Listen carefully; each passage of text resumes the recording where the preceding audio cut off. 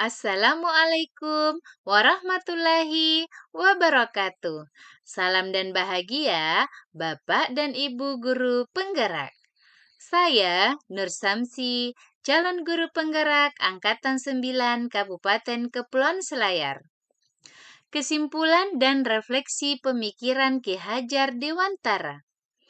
Menurut Ki Hajar Dewantara, pendidikan dan pengajaran tidaklah sama. Pengajaran adalah bagian dari pendidikan.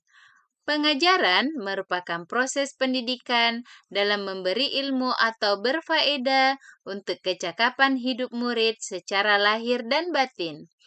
Pendidikan pada hakikatnya adalah menuntun atau memberi tuntunan terhadap segala kekuatan kodrat yang dimiliki murid, agar ia mencapai keselamatan dan kebahagiaan setinggi-tingginya, baik sebagai manusia maupun sebagai anggota masyarakat.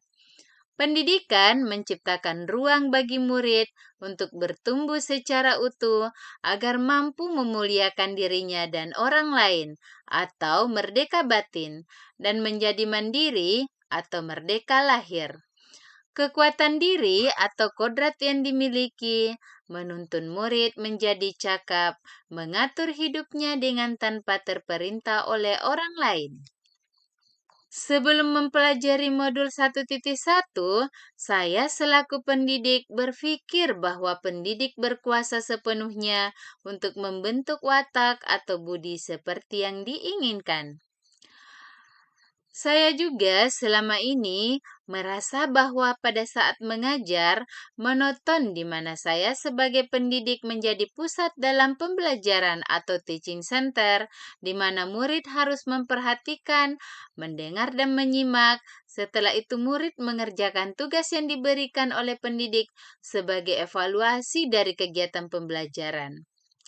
Anak didik dijadikan subjek dalam mengejar target pembelajaran kami selaku pendidik dengan tidak memperhatikan karakteristik peserta didik sesuai dengan kodratnya yang memiliki cipta, rasa, dan karsa yang berbeda-beda.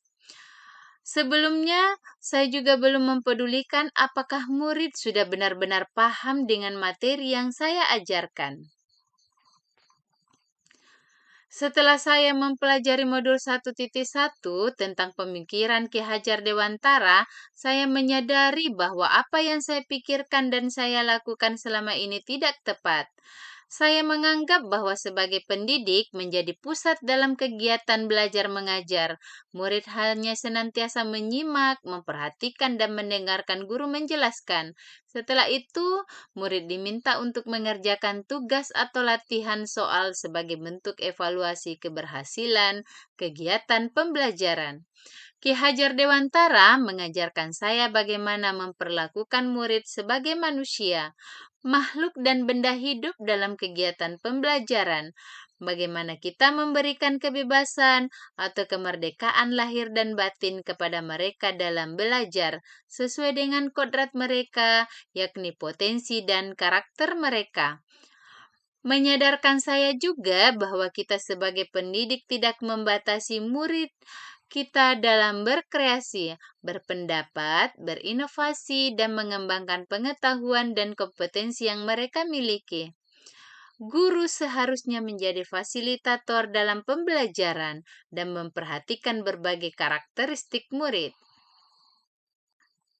Yang dapat segera saya terapkan lebih baik agar kelas saya mencerminkan pemikiran Ki Hajar Dewantara adalah yang pertama itu adalah merubah model pembelajaran yang selama ini teaching center beralih menjadi student center dengan menerapkan pembelajaran problem based learning dan project based learning.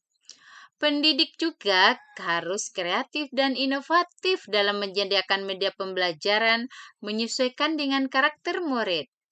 Dan ruang belajar pun tidak hanya dibatasi pada ruang kelas dan ruang praktik di lingkungan sekolah saja. Mereka bisa belajar langsung di masyarakat, di lapangan, di dunia usaha, dunia industri, dan dunia kerja. Semoga video ini menginspirasi bagi Bapak atau Ibu pejuang pendidikan. Salam dan bahagia Bapak Ibu guru penggerak.